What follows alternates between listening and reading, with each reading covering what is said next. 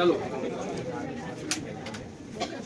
ये एक इक्वेशन है, इधर देखो ये कैसा इक्वेशन होता है, होमोजीनियस 2 डिग्री का।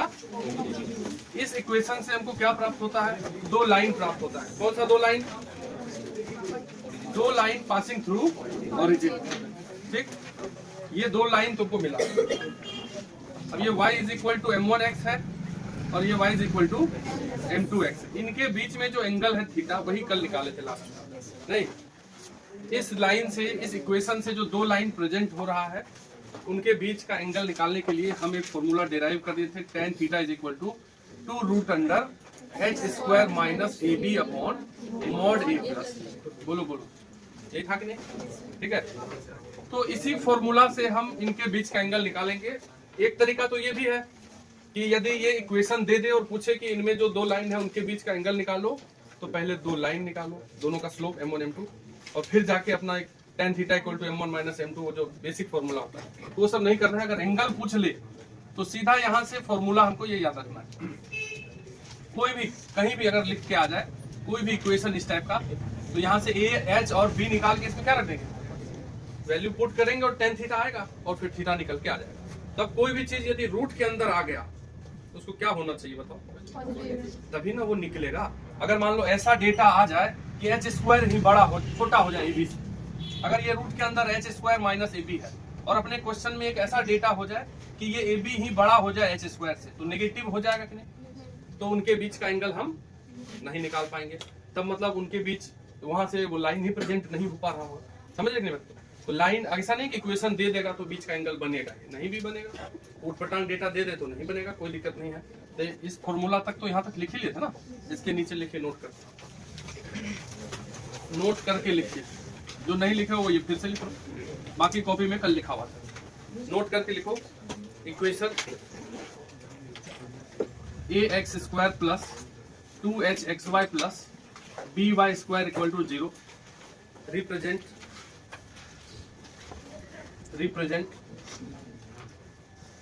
ठीक है, रिप्रेजेंट ये वाला जो इक्वेशन है ये रिप्रेजेंट करता है, पहला, ठीक है, क्या रिप्रेजेंट करता है, 2 real lines. This equation represent 2 real lines. ये 2 रियल लाइन को रिप्रेजेंट करता है तब जब h स्क्वायर बड़ा हो ab से। 2 real lines if h square is greater than ab। अगर h स्क्वायर बड़ा रहा तो रूट के अंदर पॉजिटिव आएगा और वो सॉल्व होगा, वास्तविक रियल में सॉल्व होगा, तो tan थीटा निकलेगा। यानी कि tan थीटा यदि निकल रहा है तो लाइन है 2 तब ना उनके बीच का एंगल निकल रहा है, ऐसे तो नहीं निकल जाएगा। समझ रहे बात क्या बोल रहे हैं? जैसे कोई इस टाइप का इक्वेशन दे दे, बोले कि ये क्या देता है, तुम बोलोगे पेयर ऑफ लाइंस, डेटा दे देगा गलत, ठीक है। इसमें h स्क्वायर ही छोटा हो जाएगा ab से। अगर h स्क्वायर छोटा हो जाएगा ab से, तुम ये चेक नहीं किए और तुम क्या बोल दिए, ये 2 लाइन को प्रेजेंट कर रहा है, तो गलत बोल दिए। नहीं समझे बात क्या बोल रहे हैं? ऐसा नहीं कि हर हाल में ये लाइन 2 लाइन को रिप्रेजेंट करेगा, कहां से कर देगा? तो वो फिर h स्क्वायर और ab को चेक करना पड़ेगा। समझ रहे हैं क्या बोल रहे हैं? ठीक है। तो दूसरा इसी में लिख लेते हैं। ये यही लाइन क्या 2 इमेजिनरी लाइन को रिप्रेजेंट करेगा, मतलब नहीं करेगा, इमेजिनरी कुछ नहीं होता। रिप्रेजेंट 2 इमेजिनरी लाइंस इफ क्या h square is less than ab। अगर ab से h स्क्वायर छोटा होगा तब हम बोलते हैं कि 2 लाइन वहां से नहीं निकलेगा, मतलब इमेजिनरी लाइन को रिप्रेजेंट करना, समझ रहे? ठीक है। और अगर h स्क्वायर को ab के बराबर आ जाता है सेम लाइन, समझ रहे? दोनों लाइन एक ही है। आ गया चाय पी के। 2 same line if h square equal to, क्या लिखा हुआ है ये कि ये जो लाइन इक्वेशन है ये इस प्रकार से 2 रियल लाइंस को तब रिप्रेजेंट करता है जब h स्क्वायर ab से बड़ा हो। मतलब h स्क्वायर ab से बड़ा होने पर क्या होगा, ये रूट के अंदर वाला पॉजिटिव होगा और एंगल निकल जाएगा फॉर्मूला से। और अगर h स्क्वायर ही छोटा हो जाए ab से तो ये रूट का अंदर वाला नेगेटिव होगा और वहां पे इमेजिनरी क्वांटिटी आ जाएगा, और तो मतलब वो 2 लाइन को रिप्रेजेंट नहीं कर रहा, इसलिए लिखा हुआ है इमेजिनरी लाइन को रिप्रेजेंट कर रहा है। और अगर tan थीटा 0 आ जाए, यदि tan थीटा 0 आ जाए तो ये दोनों बराबर होगा, तभी ना 0 होगा, h स्क्वायर और ab। tan थीटा का 0 होना मतलब ये थीटा 0 होना। तो ओरिजिन से 2 लाइन पास करे और बीच का एंगल 0 हो तो दोनों लाइन एक ही जगह हो जाएगा, तभी ना। समझने बात क्या बोल रहे? पैरेलल लाइंस यहाँ पे नहीं हो सकते क्योंकि ओरिजिन से भी पास कराना है ना, तो एक ही लाइन को रिप्रेजेंट करता है ये ऐसा इक्वेशन जब h स्क्वायर और ab बराबर हो जाएगा तब, ठीक है। और यदि नीचे वाला 0 हो जाए a प्लस b, तब tan थीटा अनडिफाइन हो जाएगा। और tan थीटा अनडिफाइंड हो जाएगा तो थीटा 90 डिग्री हो जाएगा। तो this equation represent two perpendicular lines.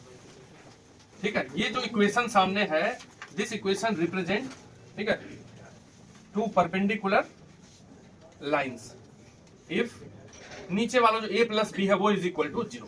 a कौन है इसमें? कोफिशिएंट ऑफ एक्स स्क्वायर, और b कौन है? मतलब अगर कोई इस टाइप से इक्वेशन दे दे और कोफिशिएंट ऑफ एक्स स्क्वायर और कोफिशिएंट ऑफ वाई स्क्वायर को देख लिए कि एक दूसरे का प्लस माइनस है, जैसे यहाँ पे 3x स्क्वायर है और यहाँ कुछ लिखा हुआ है hxy minus 3y square equal to 0, जैसे एक में -3 और एक में +3 देखे तो क्या समझ जाएंगे? यहाँ पे दो परपेंडिकुलर लाइन ही बनेगा, a प्लस बी 0 होगा, तुरंत समझ जाएंगे। बात समझ नहीं समझ? ये चारों पॉइंट को लिख लीजिए। एक और पांचवा रिप्रेजेंट, ठीक है, पांचवा लिखो, represent two lines, this equation represent two lines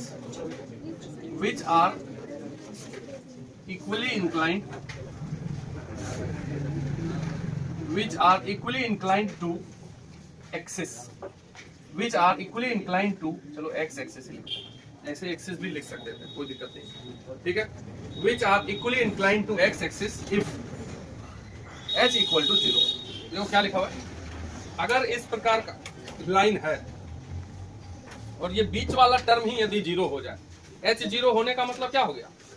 x Y वाला टर्म खत्म, केवल एक्स स्क्वायर और वाई स्क्वायर वाला टर्म हो, तो इससे जो दो लाइन बनता है वो एक्स एक्सिस से इक्वली इंक्लाइंड होता है। कैसे होता है इसको देखो, यदि कोई दो स्ट्रेट लाइन है, मान लो ओरिजिन से पास कर रहा है, एगो ये कर रहा है, एगो ये कर रहा है, मतलब पीछे इधर भी है और इधर भी है, ये ऐसा, तो ये एक्स एक्सिस से इक्वली इंक्लाइंड का मतलब हुआ कि अगर एक्स एक्सिस से ये अल्फा पे इंक्लाइंड है तो ये भी एक्स एक्सिस से अल्फा पे इंक्लाइंड, इसको बोलते हैं equally inclined with X axis. ठीक है, अब इसमें क्या हो गया, अगर ये अल्फा से इंक्लाइंड है, ये भी अल्फा से इंक्लाइंड है, तो ये लाइन 1 है, इसका स्लोप क्या हो जाएगा? मान लो ये लाइन 1 है, इससे जो दो लाइन बन रहा है वो ऐसा अगर बन रहा है जो एक्स एक्सिस से सेम इंक्लिनेशन रखता है, तो इसका अगर स्लोप निकालोगे तो क्या निकालोगे? स्लोप ऑफ L1 क्या हो जाएगा? tan अल्फा होगा, क्योंकि जो एंगल बनाता है उसी में tan लगा दो, उसी को स्लोप। और दूसरा लाइन का स्लोप निकालो, यहाँ स्लोप ऑफ L2, तो अगर इधर अल्फा है तो इधर से एंगल ये कितना है? 180 माइनस अल्फा, इधर से जो एंगल होता है वही ना स्लोप देता है, तो दूसरे लाइन का स्लोप होगा tan 180 माइनस अल्फा। बोलो, अरे बोलिए, ठीक है, tan 180 माइनस अल्फा को क्या बोलते हो? माइनस tan अल्फा बोलते हैं कि नहीं? तो दूसरे लाइन का स्लोप हुआ माइनस tan अल्फा, अब पहले लाइन का स्लोप, तो दोनों का स्लोप को अगर एक को m1 नाम दे दो लेट और दूसरे का m2 नाम दे दो, तो m1 प्लस m2 करोगे तो क्या होगा यहाँ पे? अरे बोलिए, एक tan अल्फा है, एक माइनस tan अल्फा है, तो 0 ही होगा ना। और m1 प्लस m2 का वैल्यू तुमको कल परसों कल ही के क्लास में निकाले हैं, m1 प्लस m2, अगर इसके दो रूट्स हैं m1 m2, इसी के ना दो रूट्स m1 m2 थे, इसी से ना स्लोप निकल के आता था m1 m2, तो सम ऑफ रूट्स कल निकाल के बताए थे कि नहीं? माइनस b बाई ए, तो माइनस 2h बाई ए, ये बताए थे कि नहीं? देखो minus 2h by A, sum of roots क्या होता है? Minus b by A. कल के कॉपी में भी लिखा हुआ है, कल जो डिराइव किया वहां m1 प्लस m2 यूज किए हैं, m1 इंटू m2 यूज किया, a बाई b किया है कि नहीं किया? तो m1 प्लस m2 की जगह ये रख दीजिए माइनस 2h बाई ए बराबर 0, तो यहाँ से a भी 0 में चल जाएगा, माइनस 2h बराबर 0 होगा।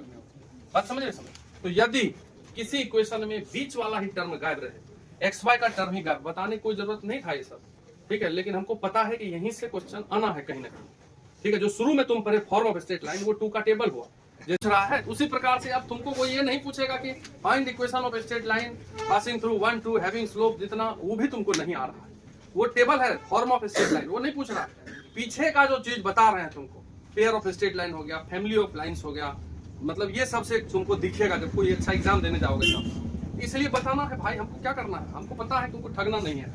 2 मिनट में ठग लेते हैं टीचर विद्यार्थी को भोला भाला है, उनको क्या पता है कहाँ तक मिला भी सकते हो तो कुछ भी। इसलिए हम बोलते हैं कि मैथ पे पूरा टेंशन फ्री रहो, ठीक है, लेकिन तुमको बराबर मात्रा में बाकियों को भी देखना है, तो हम तुमको करा देंगे, टेंशन फ्री रहना बिल्कुल। तो h इज इक्वल टू 0 अगर हो तो लाइंस कैसे बनते हैं? बोलो, equally inclined with X axis. अगर कहीं लिख दे ऐसा लाइन कि यहाँ से एक स्ट्रेट लाइन निकल के आ रहा है, अब एसर्शन रीजन वाला क्वेश्चन आने लगा। एसर्शन रीजन वाला क्वेश्चन मतलब क्या कि 2 को स्टेटमेंट लिख देता है, बोलता है स्टेटमेंट दोनों सही है, ये को सही है, जिसका थोड़ा सा बेसिक क्लियर रहता है वही ना। अब यहीं पे लिख के दे देगा कि this equation represent 2 lines equally inclined with X axis if and only if h equal to 0। तो मान लो थोड़ा मोड़ा जो पढ़ा है वो समझेगा कि क्या बोल रहा है, नहीं समझ रहे, तो ये एक प्रूफ लिख लीजिए इसका। नींद आ रही है? चलो लिखो, find value of A, question है वो करो तो, find value of A for which, find value of A for which two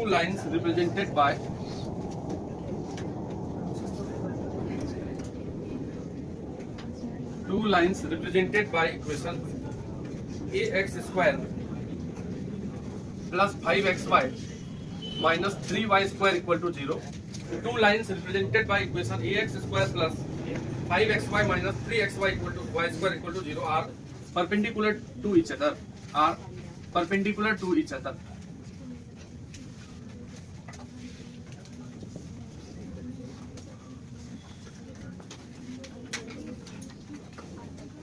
तो यहाँ क्या लिखा है कि दो लाइन जो रिप्रेजेंट हो रहा है आपस में परपेंडिकुलर हो। ए तो एक्स स्क्वायर का कोफिशिएंट होता है, अब बी कौन होता है, हमला हो गया, ठीक है। अरे बी क्या होता है, वाई स्क्वायर का कोफिशिएंट। तो ए माइनस 3 इक्वल टू, अब बताओ किसी छोटे एग्जाम में भी गए और ये पूछ ले, हम पढ़े नहीं कभी, गड़बड़ होगा ना। तो सीधा a प्लस बी को किसके बराबर करना है, हो गया a is equal to 3 answer. क्या दिक्कत है, समझे कि नहीं? कोई दो लाइन इससे रिप्रेजेंट हो रहा है और परपेंडिकुलर है एक दूसरे के, a plus B is equal to 0 होना चाहिए, हो गया। चलो अगला लिखो,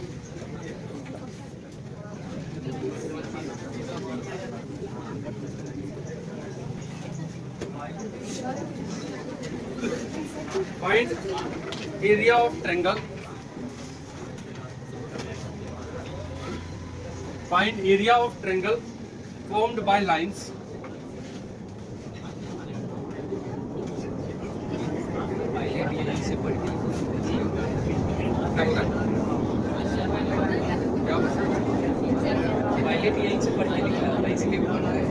find area of triangle formed by lines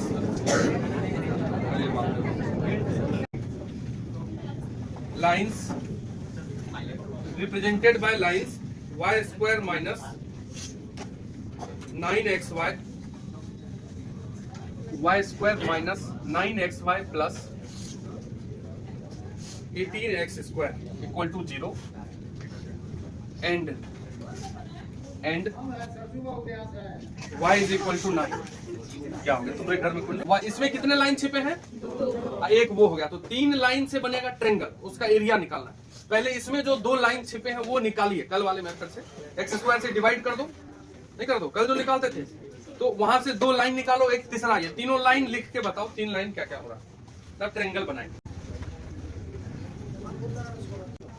हो गया, इसको डिवाइड कर दिए, एक्स स्क्वायर से यदि डिवाइड करोगे इसको दोनों तरफ, तो ये हो जाएगा y बाई एक्स का whole square minus 9y by X plus 18, y by X को m बोलते हैं, m square minus 9m plus 18। यहाँ से 2m आ गया क्या, कौन कौन सा, m माइनस 3 और, तो m is equal to 3 and 6, यानी कि जो 2 लाइन इससे बनेगा, एक बनेगा y इक्वल टू mx मतलब 3x, एक बनेगा 6x।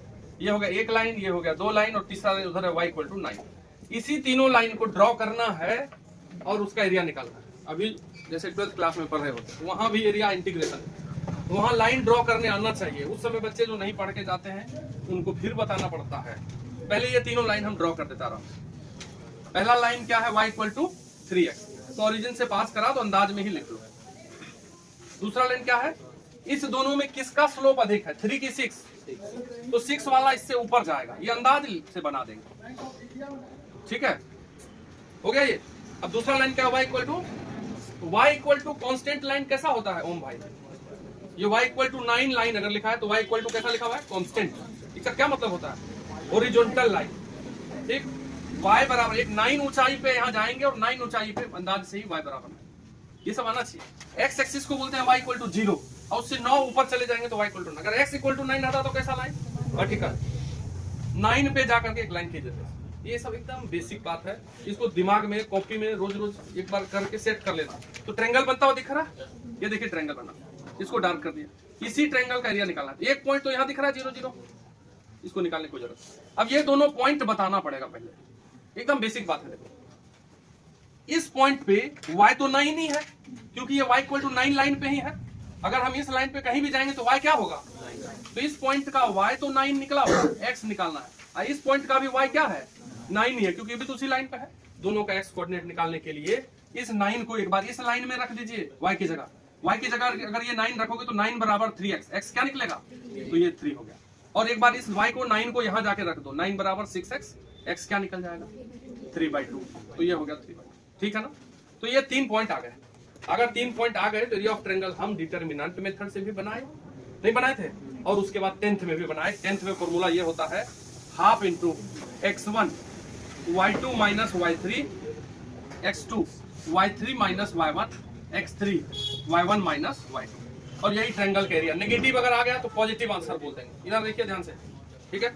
x1 अगर तुम इसको लेते हो तो 1/2 इंटू x1 0 है कि नहीं, तो यहाँ 0 लेते ही अगला हम काहे ब्रैकेट वाले को खोजेंगे, 0 से गुना होके खत्म, प्लस x2 इसको ले लो 3 y3 माइनस y1। तो अगर इसको x1 y1 लिए हो, इसको x2 y2 माने हो, किसी को मान सकते x3 y3, तो यहाँ लिख दिया x2 y3 माइनस y1, तो y3 हो गया 9 और y1 हो गया 0, फिर प्लस x3, तो x3 हो गया 3/2, y1 0 माइनस y2 9। इसको हम आराम से सॉल्व कर लेते हैं।